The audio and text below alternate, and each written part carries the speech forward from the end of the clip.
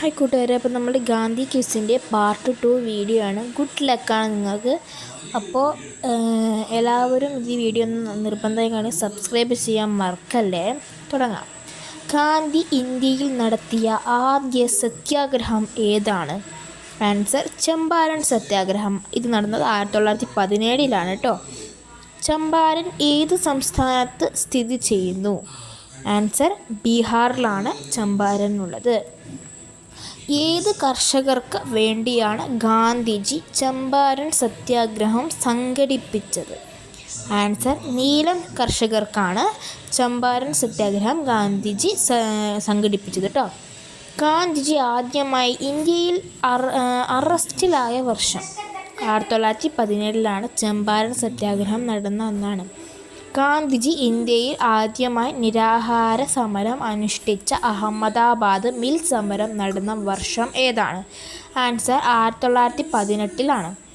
ഗാന്ധിജി ആദ്യത്തെ സമാധാന നോബൽ പുരസ്കാരത്തിനായി നാമനിർദ്ദേശം ചെയ്യപ്പെട്ട വർഷം 1937. ഗാന്ധിജിയെ അവസാനമായി സമാധാന നോബൽ പുരസ്കാരത്തിന് നാമനിർദ്ദേശം ചെയ്യപ്പെട്ട വർഷമെന്നാണ്? 1948. ഗാന്ധിജി മരിക്കുന്ന ഒരു വർഷത്തിലാണ്. ഗാന്ധിജിയുടെ ആത്മകഥയായ മൈ എക്സ്പെരിമെൻറ്റ് വിത്ത് ട്രൂത്ത് എന്ന് വെച്ചാൽ എൻ്റെ സത്യാന്വേഷണ പരീക്ഷണങ്ങൾ ആദ്യം പ്രസിദ്ധീകരിച്ചത് ഏത് ഭാഷയിലാണ്? ആൻസർ ഗുജറാത്തിലാണ് അദ്ദേഹം എഴുതിയത്. അപ്പോൾ ഗുജറാത്തിൽ തന്നെ ആയിരിക്കുമല്ലോ. ഗാന്ധിജിയുടെ ആത്മകഥയുടെ മലയാള പരിഭാഷ ഏതാണ്? ആൻസർ എൻ്റെ സത്യാന്വേഷണ പരീക്ഷണങ്ങൾ. അപ്പോൾ ഞാൻ പറഞ്ഞല്ലോ. ഗാന്ധിജി തൻ്റെ ആത്മകഥ എഴുതി തുടങ്ങിയത് എവിടെ വച്ചായിരുന്നു? പൂനെയിലെ യർവാദ ജയിലിലാണ്. യർവാദ ജയിലിൽ പോയപ്പോഴാണ് ഗാന്ധിജി തൻ്റെ ആത്മകഥ എഴുതിയത്. ഗാന്ധിജിയുടെ ആത്മകഥ ആദ്യമായി മഷി പുരണ്ടത് ഏത് പ്രസിദ്ധീകരണത്തിലാണ്? നവജീവൻ പ്രസിദ്ധീകരണത്തിലാണ്. അഹമ്മദാബാദിൽ നിന്നും പ്രസിദ്ധീകരിച്ചു. ഗാന്ധിജിയുടെ ആത്മകഥയുടെ ഇംഗ്ലീഷ് തർജമ പരിഭാഷ പ്രസിദ്ധീകരിച്ചത് എവിടെയായിരുന്നു? ആൻസർ യങ് ഇന്ത്യ പത്രത്തിൽ. ഗാന്ധിജിയുടെ ആത്മകഥ ഇംഗ്ലീഷിലേക്ക് പരിഭാഷപ്പെടുത്തിയത് ആരെല്ലാമാണ്? മഹാദേവ് ദേശായിയും പ്യാരാലാലും. ഗാന്ധിജിയുടെ ആത്മകഥയിൽ വിവരിച്ചിരുന്ന കാലഘട്ടം ഏതാണ്? ബാല്യം മുതൽ 1921 വരെയുള്ള സംഭവങ്ങൾ. ആത്മകഥ എഴുതാൻ ഗാന്ധിജിയെ നിർബന്ധിച്ച വ്യക്തി ആരായിരുന്നു? സ്വാമി ആനന്ദ്. ഗാന്ധിജിയുടെ ആത്മകഥയുടെ ഗുജറാത്തി ഭാഷയിലെ ശീർഷകം ടൈറ്റിൽ എന്തായിരുന്നു? സത്യാന പ്രയോഗ അഥവാ ആത്മകഥ. ഹിന്ദി പരിഭാഷയുടെ പേരെന്തായിരുന്നു? സത്യാകെ പ്രയോഗ്. ബംഗാളി പരിഭാഷയുടെ പേരെന്തായിരുന്നു? സത്യർ പ്രയോഗ്. തമിഴ് പരിഭാഷയുടെ പേരെന്തായിരുന്നു? സത്യോശോധനയി. ഗാന്ധിജിയുടെ ആത്മകഥയുടെ ആദ്യ തമിഴ് പരിഭാഷ തയ്യാറാക്കിയ വ്യക്തി കൽക്കി കൃഷ്ണമൂർത്തിയാണ്, അല്ലെങ്കിൽ ആർ കൃഷ്ണമൂർത്തി.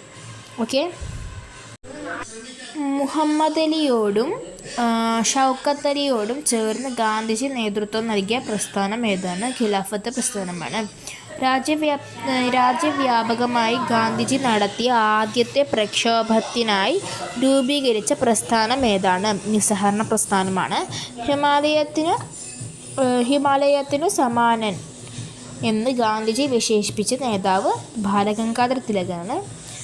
നിസ്സഹകരണ പ്രസ്ഥാനം പിൻവലിക്കാൻ ഗാന്ധിജിയെ പ്രേരിപ്പിച്ച സംഭവം ഏതായിരുന്നു? ചൗരി ചൗര സംഭവമാണ്.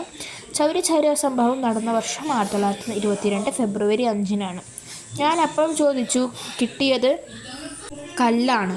ഏത് സത്യാഗ്രഹത്തിന് മുന്നോടിയായാണ് ഗാന്ധിജി ഇങ്ങനെ പറഞ്ഞത്?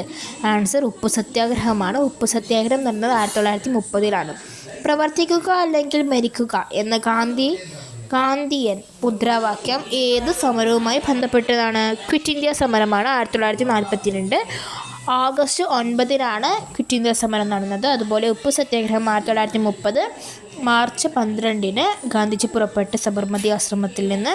1930 ഏപ്രിൽ 5 ഗാന്ധിജി ദണ്ഡി കടപ്പത്തെത്തിയത്. അപ്പോൾ അതൊക്കെ അറിഞ്ഞിരിക്കാം. പ്രവർത്തിക്കുക അല്ലെങ്കിൽ മരിക്കുക എന്ന മുദ്രാവാക്യം ഗാന്ധിജിയുടെ പരിഗണനയ്ക്ക് സമർപ്പിച്ച വ്യക്തി ആര്? ആൻസർ യൂസഫ് മെഹ്റലി. ഗാന്ധിജി കോൺഗ്രസിൻ്റെ അധ്യക്ഷത വഹിച്ച ഏക വാർഷിക സമ്മേളനം 1924 ബെൽഗാം സമ്മേളനം. സിവിൽ ആജ്ഞാലംഘനം എന്ന ആശയം ഗാന്ധിജിക്ക് ലഭിച്ചത് ആരിൽ നിന്നുമാണ്? Answer Henry David Thoreau. Civil ആജ്ഞാലംഘന പ്രസ്ഥാനത്തിക്ക് ഗാന്ധിജി തുടക്കം കുറിച്ചത് ഏത് സമരത്തിലൂടെയാണ്? ആൻസർ ദണ്ഡി മാർച്ചിലൂടെ. ദണ്ഡി മാർച്ച് ആരംഭിച്ചത് 1930 മാർച്ച് 12-നാണ്. ദണ്ഡി യാത്രയിൽ ഗാന്ധിജിയെ അനുഗമിച്ച് അനുയായികളുടെ എണ്ണം എത്രയാണ്? 78 ആണ്. ഗാന്ധിജി യാത്രയിൽ ഗാന്ധിജിയുടെ അനുയായികൾക്ക് ആവേശം പകർന്ന ഗാനം ഏതാണ്? രഘുപതി രാഘവ രാജാറാം എന്ന ഒരു ഗാനമാണ്. അതുപോലെ നിങ്ങൾ അറിഞ്ഞിരിക്കുക, കെ കേളപ്പനാണ് കേരളത്തിൽ ഉപ്പു സത്യാഗ്രഹത്തിന് നേതൃത്വം കൊടുത്തത്. അതിൽ 32 അനുയായികൾ ഉണ്ടായിരുന്നു. അത്രയും അറിഞ്ഞിരിക്കുക. അപ്പോൾ ഈ വീഡിയോ എല്ലാവരും സപ്പോർട്ട് ചെയ്യുക, സബ്സ്ക്രൈബ് ചെയ്യുക, ലൈക്ക് ചെയ്യുക, ഷെയർ ചെയ്യുക, അടുത്തുള്ള ബെല്ലൈക്കൺ ക്ലിക്ക് ചെയ്യുക.